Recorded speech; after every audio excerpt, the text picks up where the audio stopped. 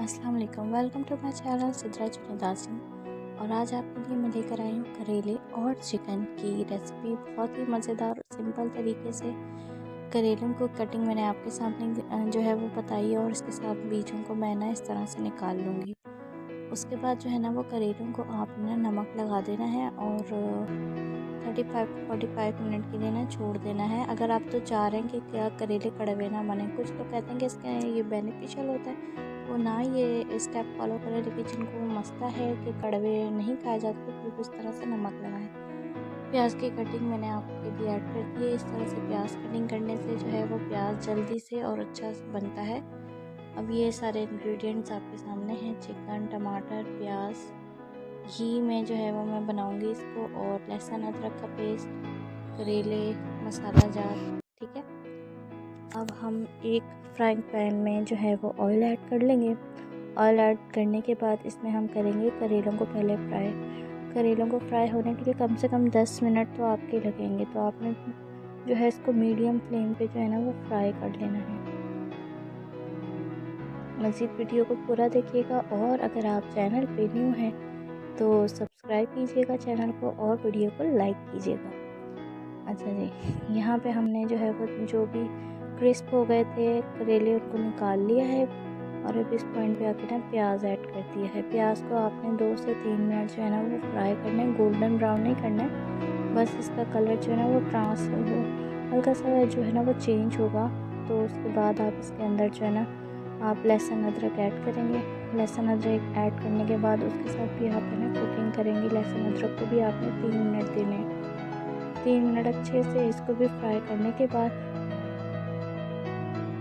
अच्छे से इसको यहाँ पे ना कुकिंग में आपने टाइम देना है। अब आपने ना चिकन ऐड कर देना। चिकन तकरीबन जो है ना वो 1/2 kg से ज़्यादा है, तो यहाँ पर मैंने चिकन ऐड कर लिया है। चिकन को मैं अच्छे से जो है ना वो फ्राई कर लूँगी, भून लूँगी।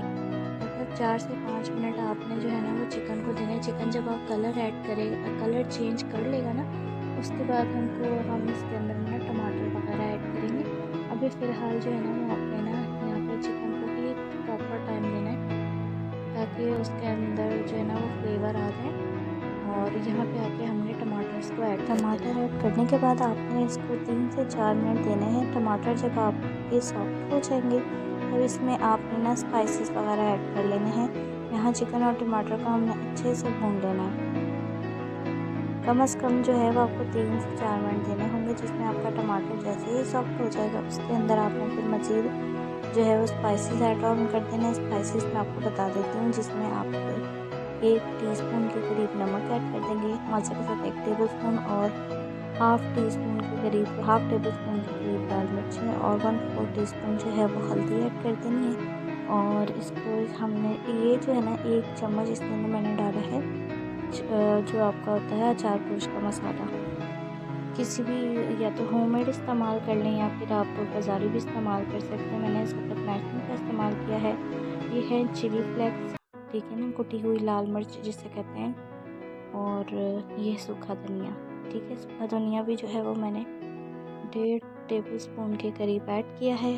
अच्छा, इन सब मसालों को आपने मिक्स कर लेना है। उसके बाद जब अच्छे से कुक हो जाएंगे ना, देन आपने इसके अंदर जो है ना करेलों को मिक्स कर लेना है। करेलों को मिक्स करने के बाद अच्छे से ऐड करने के बाद इसको अच्छे से मिक्स कर लेंगे। और इस पॉइंट पे आके आपने जो है वो थोड़ा सा इसको कुक होने देना है, कवर कर देना है। और एंड पे ना, ये एंड का स्टेप है, तो बीच का मैं रिकॉर्ड करना भूल गई थी, तो यहाँ पे एंड में आपने प्याज एक डाल देनी है। प्याज डालने के बाद जो है वो थोड़ी देर के लिए कुक करना है, और ये फाइनल लुक आपके सामने है। बहुत ही मज़ेदार, बहुत ही डिलीशियस रेसिपी है, और इसको ट्राई करना तो मस्ट है। तो प्लीज़ इस रेसिपी को ट्राई कीजिएगा, और हमें अपना फीडबैक दीजिएगा कि आपको ये रेसिपी कैसी लगी। Thank you.